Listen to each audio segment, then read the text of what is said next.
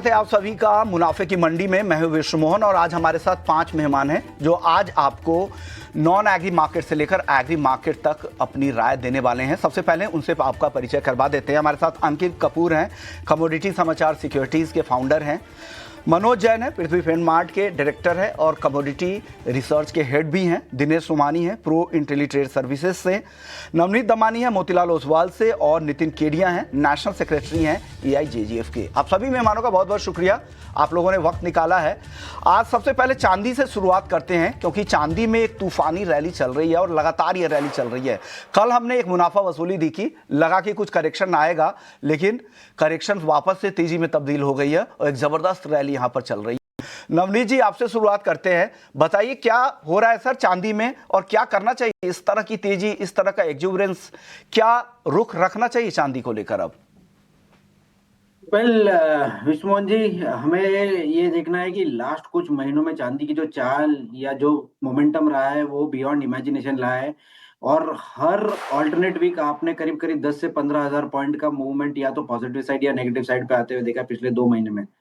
Market का underlying tone काफी bullish लग रहा है। हम इसे फाइनेंशियलाइजेशन ऑफ एसेट कहेंगे, ये जहाँ पे बहुत सारा पैसा इसके इसलिए चेज कर रहा है अभी बिकॉज इसमें एक रिटर्न्स हमें देखने मिल रहा है लास्ट कुछ दिनों, हफ्तों और महीनों में।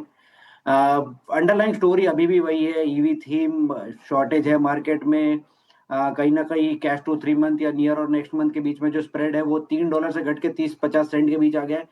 फिर भी जो तरह का मोमेंटम है वो यही इंडिकेट कर रहा है कि यहाँ पर तेजी और कंटिन्यू रह सकती है। ओवरऑल टेक्निकल इंडिकेशन भी यही इंडिकेट कर रहा है कि बायस बहुत स्ट्रांगली पॉजिटिव हो गया है। बट ये रैली जो है ये जिस तरह से हमने 2025 में देखा है वो 26 में इस स्पीड में नहीं चलेगी। इसमें जिगजैग मूवमेंट आते रहेंगे, बार बार रैली के बाद में एक करेक्शन का दौर आएगा, आपको बाइंग अपॉर्चुनिटी मिलेगी एंड वो अपॉर्चुनिटी को फिर से आपको यूज करके नया दिशा, नई चाल के लिए पकड़ना पड़ेगा। हमें लगता है इमीडिएट स्तरों पे ये 1,85,000, 1,84,000 के आसपास थोड़ा सा ब्रेक लग सकता है and eventually by the end of the year या फर्स्ट क्वार्टर ऑफ 2025 में 26 में हम 2 लाख रुपए के ऊपर के स्तर चांदी में देख पाएंगे और $65 के ऊपर का लेवल हमें कॉमिक्स पे आते हुए दिखता है। ओके, तो आपको एंट्री आपको बहुत आपके लिए ज़रूरी है चांदी जैसे रिस्की कमोडिटीज़ में, क्योंकि दोनों तरह के शार्प मूव दिखते हैं चांदी में। तो अभी इमीडिएट जो रैली चल रही है वहाँ पर 1,85,000 तक का टारगेट नवनीत जी की तरफ से है, लेकिन जो करंट फाइनेंशियल ईयर है, जो मार्च एंडिंग तक के लिए 2 लाख के ऊपर का टारगेट दे रहे हैं नवनीत जी। नितिन जी, आप तो लगातार 2 लाख के टारगेट को बार बार दोहरा रहे थे, क्या वाकई इस दिसंबर में 2 लाख भी हो जाएगा ही क्या चांदी? विश्वनाथ जी, अभी भी आपको डाउट है? अब तो सर मार्केट बताएगा। विश्वनाथ जी, जिस तरह से सप्लाई क्रंच बना हुआ है और चाइना से हम जिस तरीके से देख रहे हैं कि चांदी आ रही है, आप देखिए 56 को इसने जब से क्रॉस किया है तो दोबारा 56 के नीचे इसका सस्टेन होना मुश्किल हो रहा है। और आप डेली मॉर्निंग में देखें तो डेली मॉर्निंग में 2 से 3% जो है चांदी बढ़ रही है। और अगर मैं शंघाई एक्सचेंजेस की बात करूं या चाइना के फिजिकल मार्केट की बात करूं तो वहां पे कंटिन्यूअसली जो है 2% से 2.5% के प्रीमियम पे चांदी ट्रेड हो रही है, जो ये बता रहा है कि कंटिन्यूअसली ये डिमांड अभी बनी रहेगी। और मुझे लगता है कि ये मंथ जो चल रहा है इसके एंड से पहले मीन्स क्रिसमस के पहले जो है हम 2 लाख का लेवल तो आसानी से देख लेंगे। और साथ ही इस वीक में हम 187 188 तक के जो लेवल्स है वो MCX में एक्सपेक्ट कर रहे हैं। विश्वमोहन जी, ओके, 1,87,000 से 1,88,000 इसी हफ्ते ये नितिन जी का टारगेट है। और 2 लाख रुपए का जो टारगेट ये दे रहे हैं लगातार, इन्होंने इससे पहले अगस्त में भी 1,50,000 का टारगेट दिया था, जिसके आने में 15 दिन की देरी जरूर हुई थी, लेकिन अगस्त के आखिर में हो गया था। और उसी दौरान इन्होंने, उसी शो में जब हमने एक्नॉलेज करने के लिए बुलाया था, इन्होंने 2 लाख के टारगेट दिए थे और अब कह रहे हैं कि क्रिसमस तक ही वो लेवल दिख सकते हैं। मनोज जी, आप बताइए, आप क्या सहमत है? क्या इस तरह की तेजी चांदी में आपको भी लग रही है या रुकना चाहिए, ब्रेक लगना चाहिए, डरना अब जरूरी हो गया है चांदी में? नमस्कार विश्वमोहन जी, हमारा मानना है कि यहाँ पे अभी जिस तरह की वॉलेटिलिटी है तो एक सावधानी जरूरी है, लेकिन डरने वाली कोई बात नहीं है, क्योंकि जिस तरह से हम देख रहे हैं कि जो इनलाइन जो फंडामेंटल्स है वो काफ़ी मजबूत बने हुए हैं और हम लगातार देख रहे हैं कि जो प्रीवियस जो हाईज़ है उसको मार्केट यहाँ पे ब्रेकआउट करके ऊपर सस्टेन होता हुआ दिख रहा है। और अभी हमने सिल्वर में मल्टी ईयर का ब्रेकआउट देखा है और पहली बार हमने देखा कि $55 के ऊपर चांदी की कीमतें यहाँ पे इंटरनेशनल मार्केट में सस्टेन होती हुई नजर आई है। तो हमारा मानना है कि एक सावधानी रखना चाहिए, लेकिन डरने वाली कोई बात नहीं है। $65 तक के लक्ष्य तो हमने पहले यहाँ पे दिए हुए ही हैं और लगभग भारतीय बाजारों में 2 लाख के $65 के बाद हम एक बार फिर से एक बार फंडामेंटल्स को रिव्यू करेंगे। वॉलेटिलिटी मार्केट में काफ़ी रहेगी, लेकिन सावधानी के साथ ट्रेड करें, डरने की कोई ज़रूरत नहीं है। इनलाइन फंडामेंटल काफ़ी मजबूत है और यहाँ पे बाय ऑन डिप्स की रणनीति रखना चाहिए। हमारा मानना है कि 2 लाख तक के जो लक्ष्य है वो या तो दिसंबर आखिर तक या फर्स्ट क्वार्टर 2026 में चांदी में देखने मिल सकते हैं। ओके, तो 2 लाख इनको भी लगता है कि दिसंबर तक आने की संभावना बन रही है। अगर 2 लाख नहीं तो अगले साल की शुरुआत में ही दिख सकता है। अंकित जी, आपकी राय चांदी पर? देखिए, जितने भी पैनलिस्ट हैं वो सब के सब तेजी में हैं, तो मैं उन्हीं के साथ जाना चाहूँगा। कोई भी अगर गिरावट मिलती है तो 1,82,000 1,80,000 के बीच में अगर मिलता है, खरीदारी करके चलना चाहिए। 1,75,000 का लेवल, मैं शॉर्ट टर्म की बात करूंगा क्योंकि 1,90,000 2 लाख के टारगेट्स की बात हो रही है। शॉर्ट टर्म की अगर मैं बात करूंगा तो यहाँ पे 1,75,000 का स्टॉप लॉस लगा के कोई भी गिरावट आती है खरीदारी करें। अगले 2 से 3 दिन में 1,90,000 तक के टारगेट्स देखने को मिल सकते हैं। ओके, 2 से 3 दिन यानी इसी हफ्ते, क्योंकि आज वेडनेसडे है तो आपके पास हो सकता है कि फ्राइडे तक ही 1,90,000 दिख जाए, ये कहना है अंकित जी का। और कह रहे हैं कि 1,80,000 1,82,000 के लेवल पे ही खरीदे। 1,75,000 के एसएल का भी ध्यान रखिएगा। दिनेश जी, आपकी राय क्या है चांदी पर? जी बिल्कुल, जैसे सब पैनलिस्ट ने कहा है कि मोमेंटम इसमें काफी शानदार है और निरंतर ये एवरीडे हाई बनाता है। 4 से 5,000 रुपए की मूवमेंट तो इसमें आम बात सी हो गई है। तो जो 1,90,000 का टारगेट है, मुझे लगता है प्रोबेबली ये वीकेंड तक आना चाहिए। फ्राइडे के सेशन में इसमें बहुत ज्यादा रैली हमेशा हमें देखने मिलती है, इधर अपसाइड या डाउन साइड। प्रोबेबली इस बार 189,000 के लेवल हमें देखने मिल सकते हैं। मौजूदा स्तर पर 182,000 के राउंड बाय कर सकते हैं। 179,500 का स्टॉप लॉस मेंटेन करें। इस वीक के एंड तक 189,000 तक का लेवल आपको देखने मिल सकता है। ओके, 1,89,000 के टारगेट इसी हफ्ते दिख सकता है, ये भी कहना है। तो इसी हफ्ते तक के लिए जो टारगेट है 1,90,000 तक के भी आ रहे हैं, 1,85,000 से 1,90,000 के बीच में। और दिनेश जी पिछले शो में भी कहा था कि इसी फाइनेंशियल ईयर में यानी अगले साल की शुरुआत तक ही 2,10,000 का उनका टारगेट है चांदी को लेकर। गोल्ड पे दिनेश जी आपसे ही शुरुआत करूंगा। गोल्ड में बताइए, गोल्ड में भी काफी अच्छी तेजी है। हालांकि चांदी के मुकाबले ये अंडर परफॉर्म जरूर कर रही है, लेकिन पूरा मोमेंटम यहां भी दिख रहा है। गोल्ड को लेकर क्या नजरिया है? जी बिल्कुल सुमन, ये एक समय था जब गोल्ड बढ़ता था, उसके पीछे पीछे सिल्वर बढ़ती थी, लेकिन आज जो है ये रिवर्स ट्रेंड हो चुका है। सिल्वर ज्यादा बढ़ रही है, उसके पीछे पीछे गोल्ड एक मैनेज करने का प्रयास कर रहा है।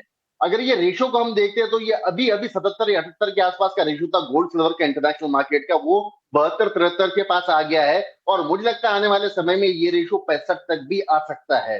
तो बट यहां पर मुझे आज लगता है इंट्राडे में शायद गोल्ड परफॉर्म करे सिल्वर के मुकाबले, और 1,30,600 के आसपास का लेवल है, वहां पर खरीदारी करें।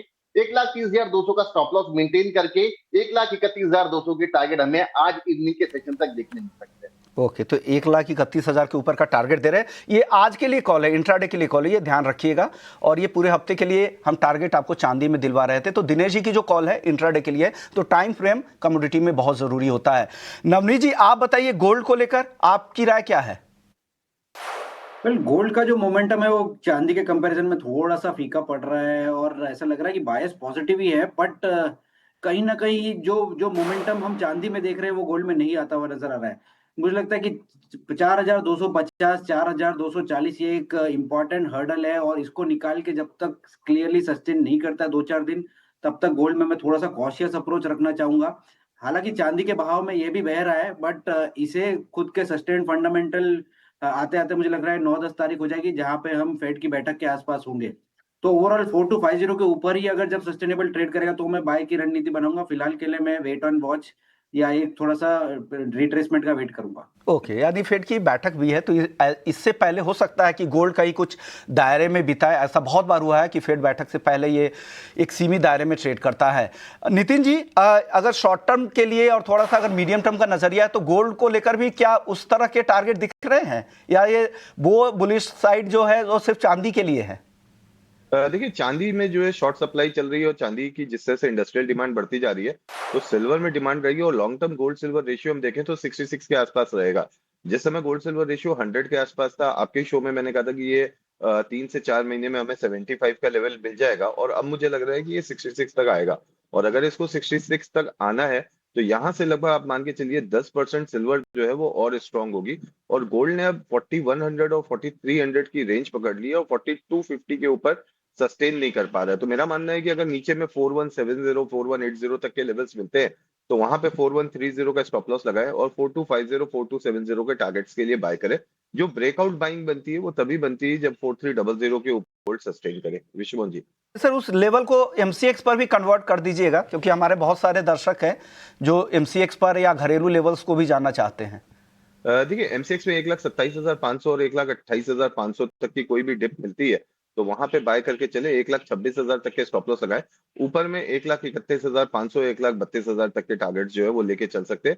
हमारा मानना है कि रुपी अभी और डेप्रिशिएट करेगा और ये नेक्स्ट 2 to 3 मंथ्स में 9160 के लेवल्स तक पहुंच जाएगा। उसका भी बेनिफिट आपको एमसीएक्स में होता हुआ दिखेगा। ओके, और यही वजह भी है क्योंकि यहाँ पर इंटरनेशनल मार्केट के लिहाज से देखें तो वहाँ के मुकाबले यहाँ पर ज़्यादा तेज़ी दिख रही है सोने और चांदी में, क्योंकि रुपया काफ़ी कमज़ोर हो रहा है और 90 के हिस्टोरिकल मार्क के ऊपर भी चला जा चुका है। मनोज जी, आपकी राय गोल्ड पर? गोल्ड में भी यहाँ मैं इक्वली बुलिश हूँ विश्वमोहन जी, और मेरा मानना है कि जिस तरह से जो फंडामेंटल्स है वो काफ़ी सपोर्टिव है सोने के लिए, और जिस तरह से यहाँ पे जो केविन का जो नाम आ रहा है फेड चेयरमैन के लिए, जिस तरह से यूएस प्रेसिडेंट ने प्रपोज किया है, तो हमारा मानना है कि जो फेड के ब्याज दरों की जो कटौती की रफ्तार है वो वर्ष 2026 में भी जारी रहेगी और वो कहीं ना कहीं सोने की कीमतों के लिए सपोर्टिव रहेगी। साथ ही कल जो रशिया के जो प्रेसिडेंट है उनका स्टेटमेंट आया था यूरोप को लेकर के, तो कहीं ना कहीं जो जियोपॉलिटिकल टेंशन है वो अभी भी बने हुए हैं, तो वह भी यहाँ पे सोने की कीमतों को सपोर्ट करेंगे। एक दायरा बना हुआ है। हमारा मानना है कि जो शॉर्ट टर्म है वहाँ पे आप 1,30,000 से 1,28,500 की रेंज में बाय करिए। 1,25,500 का स्टॉप लॉस रखिए। 1,32,000 का लक्ष्य है। 1,32,000 के ऊपर ब्रेकआउट देखने पर हमारा मानना है कि यहाँ पे जो फर्स्ट क्वार्टर है 2026 का 1,38,000 तक सोना दिखा सकता है, तो डिप्स में बाय करिए। और 1,32,000 के ऊपर अगर ब्रेकआउट होता है तो फिर वहाँ पे कीमतें जो है वो एक शार्प रैली टुवर्ड्स 138 तक भी दिखाएगी, तो एक अच्छी मजबूती की संभावनाएं सोने में भी नजर आती है। तो सोने में भी यहाँ पर अच्छी तेजी आगे भी जारी रह सकती है। Near term target short term trader के लिए 1,32,000 तक के हैं और 1,38,000 नए साल के पहले ही क्वार्टर में। अंकित जी, आपकी राय गोल्ड पर? बिल्कुल, गोल्ड में जैसे मनोज सर ने बोला है वैसे कंटिन्यू रहना चाहिए। कोई भी अगर डिप मिलती है तो खरीदारी करके ही चलेंगे। यहाँ पे 1,32,000 जैसा बोला गया है उसके ऊपर चलता है तो डेफिनेटली उसके अंदर तेजी देखने को मिलेगी। जो फैब्रिक कॉन्ट्रैक्ट है उसके अंदर कल एक डोजी पैटर्न बना हुआ है, तो किसी को अगर इंट्राडे में खरीदारी करनी है तो यहाँ पे भी खरीदारी करके चल सकते हैं, लेकिन 1,29,000 का स्टॉप लॉस स्ट्रिक्टली लगा के रखिएगा। ओके, तो ये राय गोल्ड को लेकर हमारे पांचों एक्सपर्ट्स की तरफ से आपको मिल गई है, चांदी पर भी मिल गई है। वक्त है ब्रेक का। ब्रेक के बाद एक बेहद ही इंटरेस्टिंग और काफ़ी एक सनसनी खबर है कि एफटीए की कैसी फ्री ट्रेड एग्रीमेंट की कैसे अनदेखी कर रहे हैं कुछ इंपोर्टर्स, और ज्वेलरी इंडस्ट्री जो ईमानदार ज्वेलर्स है उन पर इसका क्या असर हो रहा है, ये पर्दाफाश करेंगे, बताएंगे वो खबर आपको ब्रेक के बाद। जल लौटते हैं। एफटीए की अनदेखी हो रही है और प्लैटिनम के नाम पर सोने का इंपोर्ट हो रहा है। सर वक्त कम है, 1 मिनट में समझाइए मामला क्या है और एआईजेजेएफ की तरफ से आप लोगों ने क्या सवाल उठाए हैं? विश्वमन जी, 71141920 करके एक HSN कोड है जिसमें आप प्लैटिनम के मेडल्स जो है वो इंपोर्ट कर सकते हैं। तो उसमें 4% प्लैटिनम और 96% गोल्ड मिला के इसको लाने की तैयारी चल रही है। कस्टम के अंदर इसके कंट्री ऑफ ओरिजिन के सर्टिफिकेट के लिए अप्लाई कर दिया गया है और बैंक गारंटी जो है वो सबमिट होने वाली है। एक बार बैंक गारंटी एक्सेप्ट हो जाती है तो उसके बाद ये इंपोर्ट जो है वो 0% के अंदर चलता रहेगा। 2-3 महीने तक हम लोग कंप्लेन करेंगे। 2-3 महीने में सैकड़ों करोड़ रुपए के राजस्व का नुकसान होने के बाद सरकार इसको बंद कर देगी।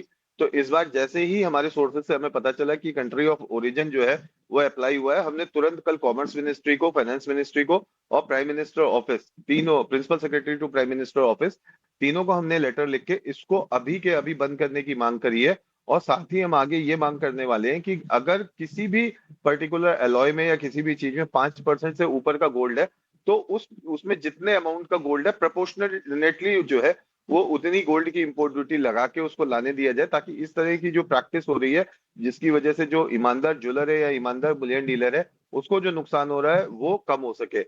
विश्वनाथ जी, नितिन जी, एक और चीज मैं ऐड करना चाहूंगा, ये ऑपरेट कैसे करते हैं, उनका मॉडस ऑपरेंडी क्या है, ये इस तरह के जो इंपोर्टर है, और दूसरा अगर कुछ नाम हो तो वो भी अगर बता पाएं आप। देखिए मॉडस ऑपरेंडी बड़ा सिंपल है। ये लोग कुछ एफटीए एक्सपर्ट्स को रखते हैं जिसमें कुछ रिटायर्ड अधिकारी भी होते हैं और ये जनरली ढूंढते कौन से अलॉय के अंदर जो है वो 0% इंपोर्ट ड्यूटी है और उस पर्टिकुलर अलॉय में ये गोल्ड की मात्रा बढ़ा के लेके आते हैं। जैसे ही ये लेके आते हैं कस्टम में कंट्री ऑफ सीओ के लिए अप्लाई करते हैं। एक बार सीओ आ जाता है तो फिर जिस पार्टी से आप ले रहे हैं उसका एक बैंक गारंटी आपको कस्टम ड्यूटी का कस्टम में वंस एक बार इंपोर्ट के लिए देना पड़ता है। जैसे ही ये एक बार जमा कर देते हैं उसके बाद ये इस तरीके से गोल्ड में जो है वो इंपोर्ट करना शुरू कर देते हैं। नाम मैं अभी यहाँ पे नहीं लेना चाहूंगा क्योंकि ये इंपोर्ट अभी शुरू नहीं हुआ है एक बार ये शुरू हो जाएगा तो फिर हम डेफिनेटली जो लोग अगर कर रहे हैं तो उनके नाम हम लेंगे, लेकिन ये वही लोग हैं जो पिछले 9 साल से कभी साउथ कोरिया से लेके आ रहे हैं, कभी ताइवान से लेके आ रहे हैं, कभी ये श्रीलंका से लेके आ रहे हैं, कभी थाईलैंड से लेके आ रहे हैं, कभी दुबई से लेके आ रहे हैं। तो ये कहीं ना कहीं से जो है ये पिछले 8-9 साल से ला रहे हैं। और गोल्ड मेडल के अंदर जिस तरह की मेडल्स के अंदर जिस तरह की धांधली हो सकती है वो 8-9 साल पहले सरकार ऑलरेडी देख चुकी है। और दूसरा मेरा सबसे बड़ा प्रश्न ये है विश्वमन जी कि मेडल्स जो है वो खेलकूद में या फिर मान लीजिए पढ़ाई लिखाई में इस्तेमाल होते हैं। आप खुद पढ़ाई लिखाई में एकेडमिक बड़े स्ट्रांग रहे हैं, आप मुझे बताइए प्लेटिनम का मेडल जो है वो कौन सी प्रतिस्पर्धा में दिया जाता है? जब प्लेटिनम का मेडल प्रतिस्पर्धा में दिया ही नहीं जाता तो इसको 0% सरकार ने क्यों छोड़ रखा है इंपोर्ट ड्यूटी के लिए? बड़े सवाल है। और उसके अंडर में ये गोल्ड का भी इंपोर्ट कर लेते हैं और इस तरह से 9 सालों से इस तरह के काम चल रहे हैं। सरकार लगातार कोशिश है नकेल कसने की तेरे, उसके बाद भी इस तरह के इंपोर्टर बच जाते हैं और नए नए हथकंडे अपनाते हैं। तो सरकार को अलर्ट किया जा रहा है कि इंपोर्ट से पहले ही उन पर सख्ती की जाए ताकि एक फेयर ट्रेड हो पाए। ऐसे ईमानदार ज्वेलर्स, रिफाइनर्स और इंपोर्टर जो यहाँ पे बाकी ज्वेलर्स है वो उनको नुकसान ना हो। चलिए वक्त कम है नितिन जी, लेकिन आपने पूरी बात रख दी। फटाफट से मेटल्स पे राय ले लेते हैं। नवनीत जी 20 सेकंड में बता दीजिए आपको क्या मेटल्स में आज की रैली के बाद क्या पसंद आ रहा है? कॉपर हमने काफी टाइम आपके शो के माध्यम से भी बताया है कि कॉपर में एक अच्छा बुलिशनेस है, डेफिसिट का सिनेरियो है और मार्केट में मोमेंटम स्ट्रांग है। चांदी के साथ साथ कॉपर को भी एडवांटेज होगा और ये रैली कंटिन्यू रहेगी तो कॉपर का भी स्तर हम 1050 1070 के आसपास यानी लाइफ टाइम हाई के आसपास ट्रेड होते हुए देखे और एग्जैक्टली वैसा ही चल रहा है। तो मुझे लगता है हर डिप पे कॉपर एज अ मेटल आप बाय कर सकते हैं। इवेंचुअली ये $12,500 LME पे या MCX पे अगर मैं बात करूँ 1150 की तैयारी कर रहा है, तो बाय ऑन डिप्स की रणनीति यहाँ पे सफल रहेगी। तो बाई ऑन डिप्स के साथ बड़े टारगेट भी आ रहे हैं। आपको क्या पसंद है सर? 10 सेकंड में बता दीजिएगा। दिनेश जी, कॉपर में या जिंक, कहां पसंद है आपको? 1052 कॉपर बाय करना चाहिए, 1044 का स्टॉप लॉस मेंटेन करें, 1068 का टारगेट। ओके, तो ये टारगेट है। कॉल एक बार स्क्रीन पे दिखा दीजिएगा, कॉल चलता रहेगा तो लोगों को आसानी होगी। मनोज जी, आपकी राय बेस मेटल्स पैक पर? जिंक में बाय करना चाहिए 307 के स्तर पर। 303 का एक स्टॉप लॉस रहेगा और लक्ष्य यहाँ पे 314 के रहेंगे। ओके, तो 2 एक्सपर्ट कॉपर और एक जिंक पे राय आ गई है। आपकी सलाह क्या है अंकित जी? जी बिल्कुल, मैं कॉपर के अंदर जाना चाहूंगा। कॉपर के अंदर कोई भी गिरावट मिलती है तो 1050 के आसपास खरीदारी करनी चाहिए। 1038 का स्टॉप लॉस लगाएंगे। टारगेट इसमें शॉर्ट टर्म में 1060 तक देखने को मिल सकता है। ओके, तो ये रहा है पूरे ही बेस मेटल्स पैक को लेकर। शुक्रिया आप पांचों मेहमानों का, आप लोगों ने वक्त निकाला और बेहतरीन पैनल था। दिग्गज एक्सपर्ट्स ने आपको बेहतरीन राय दी पूरे ही मेटल्स